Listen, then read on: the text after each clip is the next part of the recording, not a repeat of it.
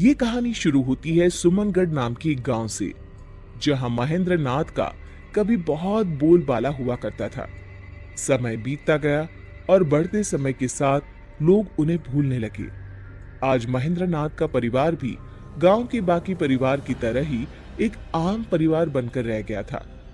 एक हादसे में महेंद्र नाथ की मौत के बाद उनकी पत्नी ने ही घर को संभाला। वो अक्सर अपनी पोती प्रिया को उसके दादाजी की कहानियां बताया करती थी। बहुत अलग से थे तुम्हारे दादाजी। इन आम लोगों से अलग थी उनकी शक्तियां। दादाजी के बारे में कुछ और बातें बताओ ना दादी, वो जादू करते थे ना? जादू नहीं बेटा, वो सिद्धियां होती हैं जो दादाजी के पास थी। उनके किस्से कितने भी बताऊं कम ही है। क्या माँ, तुम भी इससे ये सब बताने लगी? कल रात को न जाने ये क्या क्या मंत्र पढ़ रही थी। देखो माँ, मैं नहीं चाहता कि इसका ध्यान पढ़ाई से हटे। पंकज ठीक कह रहा है प्रिया, मैं तो सठिया गई हूँ बेटी। जा तू पढ़ाई कर। पंकज की बात सुनकर प्रिया वहां से अपने कमरे में पढ़ने चली जाती है, पर उसके मन में तो बस अपने दादाजी के किस्से को जानना था। ये पापा क्यों मुझे दादाजी की कहानियों से दूर रखना चाहते हैं? ऐसा क्या है उनमें?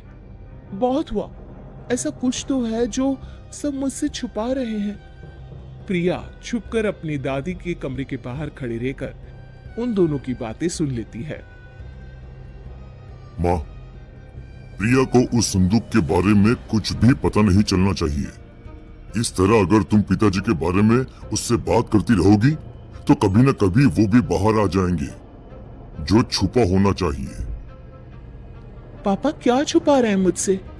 क्या छुपाना है? कौन सा संदूक? ये सब क्या चल रहा है? तू कब तक छुपा लेगा प्रिया से इन बातों को? कभी ना कभी वो संदूक भी सामने आ जाएगा पंकज। जिद मत करो माँ, वरना मुझे उस संदूक को कहीं रखकर आना होगा। मैं आज ही उस संदूक को पास के जंगल में रखकर आता हूँ। न रहेगा संदूक, न ही रहेगा प्रिया को कोई खतरा। पंकज रात की ठीक 2 बजे सभी के सोने के बाद अपने घर के स्टोर रूम में जाता है और लाल कपड़े में लपेटे एक संदूक को बाहर लेकर आता है। माफ कीजिएगा बाबूजी, पर हम इन शक्तियों को नहीं संभाल पाएंगे।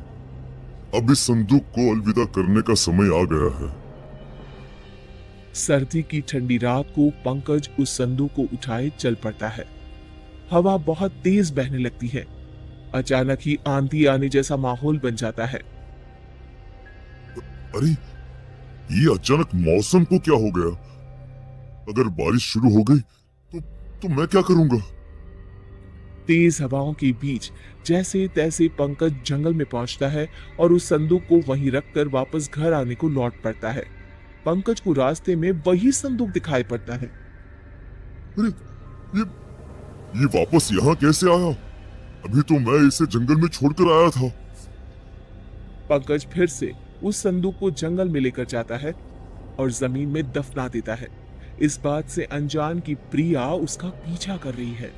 पंकज संदूक को दफनाकर निश्चिंत होकर घर वापस आकर सो जाता है। तो इस संदूक को मुझसे छिपाना चाहते थे पापा। लगता है इसमें कोई खजाना है। इसे मैं घर वापस ले जाऊंगी। प्रिया संदूक को वापस अपने घर ले आती है और अपने कमरे में जाकर उसे खोलती है। ये सब क्या चीजें हैं? इतना छोटा सा झाड़ू और ये किताब। क्या पापा इनको छिपाना चाहते थे मुझसे? ओहो, बेकार में इतनी सर्दी में जंगल से इस संदूक को मैं ले आई। कल ही वापस रखाऊंगी। ये कहकर प्रिया सोने चली जाती है। वो जैसे ही आंखें बंद करने वाली होती है, किताब में से एक तेज रोशनी बाहर आती है। झाड़ू खुद ब खुद हवा में उड़ने लगती है। ये सब क्या हो रहा है? किताब में से रोशनी के साथ साथ कई अक्षर हवा में उड़ने लग जाते हैं। कब से अपने मालिक की तलाश कर रहा था मैं। तुम मिल ही गई मुझे प्रिया। प्रिया की आंखों के सामने सभी अक्षर उसके दिमाग में चले जाते हैं। किताब अपने आप बंद हो जाती है। झाड़ू एक छोटा सा डिब्बा बन जाता है और प्रिया की आंख लग जाती है। अगली सुबह। कल रात जो भी मैंने देखा वो मेरा सपना था या हकीकत? तभी कमरे में बैठी हुई प्रिया को दूसरे कमरे में अपने दादी और पापा की बातें सुनाई देने लग जाती है। मैं यहां बैठे हुए कैसे सब कुछ सुन पा रही हूं? ये कैसे हो सकता है? तभी अचानक से प्रिया को अनजाने साए दिखने लग जाते हैं। हमें बचाओ प्रिया, हमें बचाओ। कौन हो तुम लोग? नहीं नहीं, मुझे छोड़ दो। प्रिया की आवाज सुनकर शोभा और पंकज उसके कमरे में आते हैं, पर उन्हें वहां कोई नहीं दिखता। क्या हुआ प्रिया, तुम ठीक तो हो? पापा, मुझे बचा लीजिए। मैं कल वो संदूक अपने साथ ले आई थी। मुझे अब यहाँ पर अजीब से लोग दिखाई दे रहे हैं जो मुझसे मदद मांग रहे हैं। मैं ये जानता था, इसीलिए तो ये सब तुझसे छुपाया मैंने।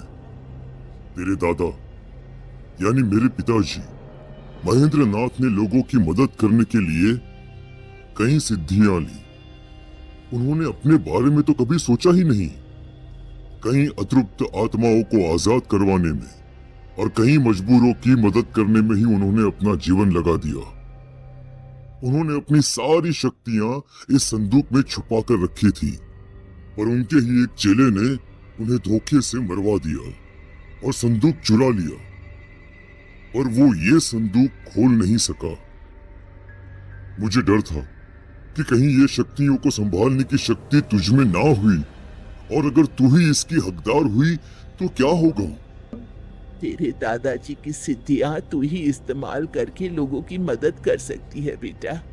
ये आत्माएं बस तुझे ही दिखाई देगी, क्योंकि तू ही है जो इन्हें बचा सकती है। अब जब शक्तियां तुझ तक आ ही गई है तो भगवान तुझे हिम्मत भी देगा। तुझे बस एक गुरु चाहिए जिनसे मैं तुझे मिलवाती हूँ। शोभा अपने पति के बंद कमरे में जाती है जहां वो अक्सर साधना किया करती थी। जैसे ही प्रिया उस कमरे में जाती है, महेंद्र की आत्मा भी वहां आ जाती है। ये है तुम्हारे गुरु बेटा। ज्ञान तो प्रिया पा चुकी थी। महेंद्र नाथ प्रिया को सिद्धियों के प्रयोग के नियम की शिक्षा देते हैं। प्रिया इन सब गुणों में महारत हासिल कर लेती है और अपना पूरा जीवन लोगों की भलाई में लगा देती है।